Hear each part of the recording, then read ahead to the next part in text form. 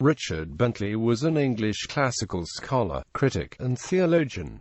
He was Master of Trinity College, Cambridge. Bentley was the first Englishman to be ranked with the great heroes of classical learning and was known for his literary and textual criticism. Called the founder of historical philology, Bentley is credited with the creation of the English school of Hellenism. Biography. Early life and education. Bentley was born at Oulton near Rothwell, Leeds, West Yorkshire, in northern England. His father was Thomas Bentley of Oulton. His grandfather, Captain James Bentley, had suffered for the Royalist cause following the English Civil War, leaving the family in reduced circumstances. Bentley's mother, the daughter of a stonemason, had some education, and was able to give her son his first lessons in Latin. After attending grammar school in Wakefield, Bentley was an undergraduate at St. John's College, Cambridge. In 1676,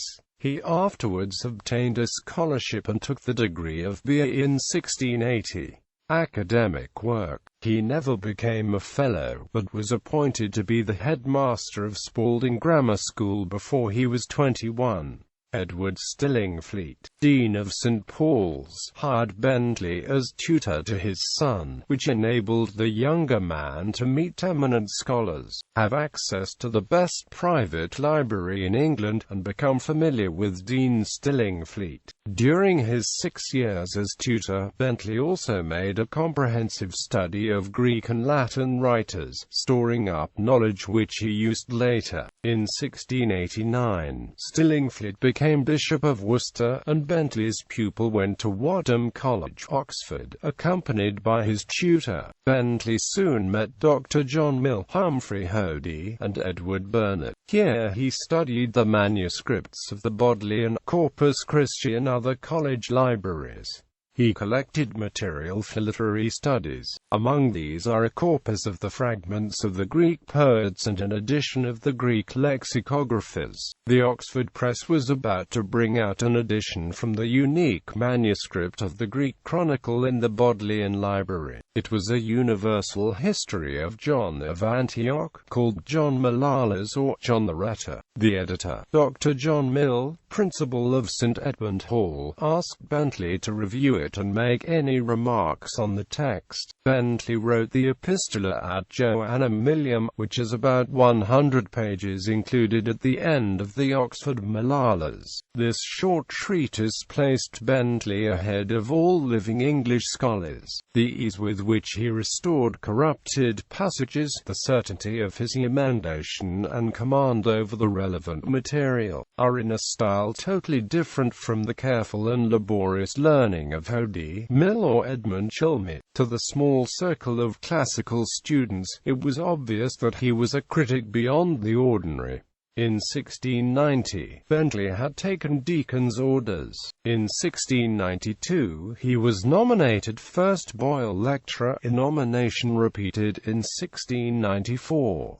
He was offered the appointment a third time in 1695 but declined it, as he was involved in too many other activities. In the first series of lectures, he endeavors to present Newtonian physics in a popular form, and to frame them into proof of the existence of an intelligent creator. He had some correspondence with Newton, then living in Trinity College, Cambridge, on the subject. The second series, preached in 1694, has not been published and is believed to be lost. After being ordained, Bentley was promoted to a prebendal stall in Worcester Cathedral. In 1693 the curator of the Royal Library became vacant, and his friends tried to obtain the position for Bentley, but did not have enough influence. The new librarian, a Mr. Thynne, resigned in favour of Bentley, on condition that he receive an annuity of £130 for life out of the £200 salary. In 1695 Bentley received a royal chaplaincy and the living of Hartlebury. The same year, he was elected a Fellow of the Royal Society, and in 1696 1696 earned the degree of D.D. The scholar Johann Georg Graevius of Utrecht made a dedication to him, prefixed to a dissertation on Albert Rubens, De Vita Fl.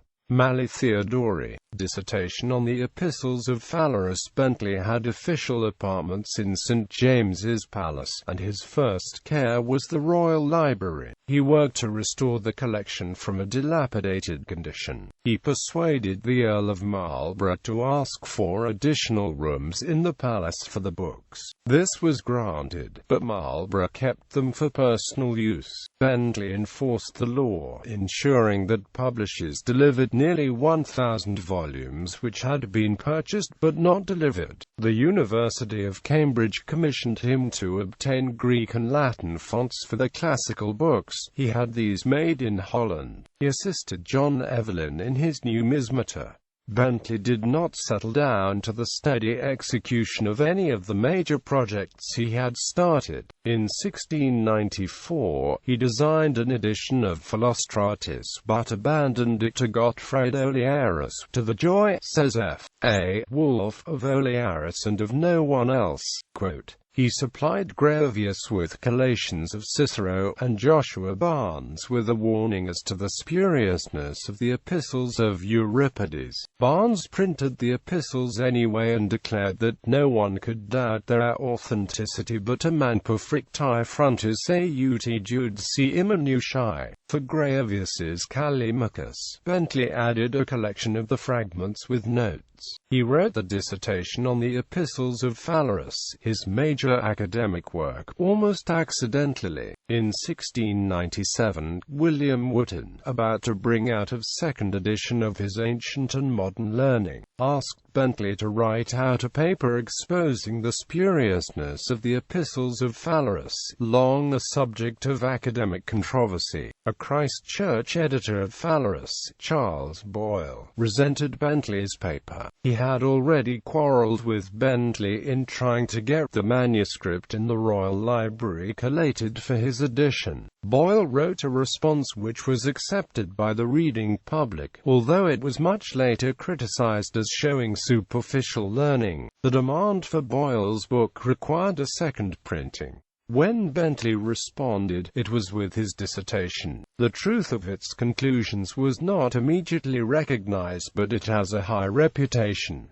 Master of Trinity College. In 1700, the Commissioners of Ecclesiastical Patronage recommended Bentley to the Crown for the Mastership of Trinity College, Cambridge. He arrived an outsider and proceeded to reform the college administration. He started a program of renovations to the buildings, and used his position to promote learning. At the same time, he antagonized the Fellows, and the capital program caused reductions in their incomes, which they resented. After 10 years of stubborn but ineffectual resistance, the Fellows appealed to the Visitor, the Bishop of Ely. The petition was full of general complaints.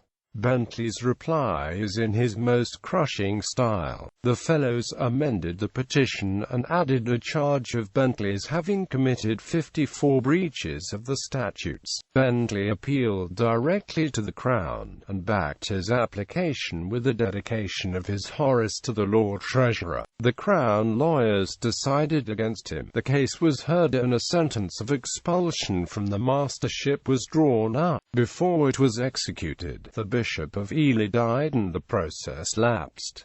The feud continued in various forms at lower levels. In 1718, Cambridge rescinded Bentley's degrees as punishment for failing to appear in the Vice-Chancellor's court in a civil suit. It was not until 1724 that he had them restored under the law. In 1733, the Fellows of Trinity again brought Bentley to trial before the Bishop of Ely, and he was sentenced to deprivation. The college statutes required the sentence to be exercised by the Vice-Master Richard Walker, who was a friend of Bentley and refused to act. Although the feud continued until 1738 or 1740, Bentley remained in his post. later studies.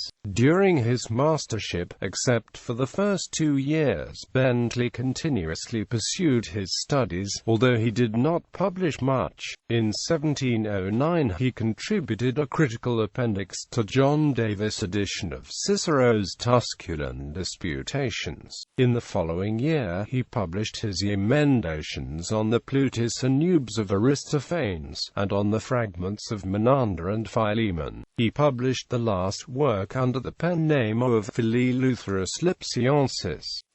He used it again 2 years later in his remarks on a late discourse of free thinking, a reply to Anthony Collins the Deist. The university thanked him for this work in its support of the Anglican Church and clergy. Although he had long studied Horace, Bentley wrote his version quickly in the end, publishing it in 1711 to gain public support at a critical period of the Trinity quarrel. In the preface, he declared his intention of confining his attention to criticism and correction of the text. Some of his 700 or 800 emendations have been accepted, but the majority were rejected by the early 20th century as unnecessary. Although scholars acknowledged they showed his wide learning. In 1716, in a letter to William Wake, Archbishop of Canterbury, Bentley announced his plan to prepare a critical edition of the New Testament. During the next 4 years, assisted by J.J. Wettstein, an eminent biblical critic, he collected materials for the work. In 1720 he published proposals for a new edition of the Greek Testament, with examples of how he intended to proceed. By comparing the text of the Vulgate with that of the oldest Greek manuscripts, Bentley proposed to restore the Greek text as received by the Church at the time of the Council of Nicaea. Bentley's lead manuscript was Codex Alexandrinus, which he described as the oldest and best in the world. Bentley used also manuscripts 51, 54, 60, 113, 440, 507, and 508. John Walker worked over many manuscripts for the project, particularly in Paris with the help of the Maurists. Numerous subscribers were obtained to support publication of the work, but he never completed it. His Terence is more important than his Horace. Next to the Phalaris, this most determined his reputation. In 1726 he also published the Fables of Phaedrus and the Sententia of Publilius Syrus. His Paradise Lost, suggested by Queen Caroline, has been criticized as the weakest of his work. He suggested that the poet John Milton had employed both an amanuensis and an editor, who were responsible for clerical errors and interpolations. But it is unclear whether Bentley believed his own position. A. Houseman, who called him the greatest scholar that England or perhaps that Europe ever bred, nevertheless criticized his poetic sensibility severely.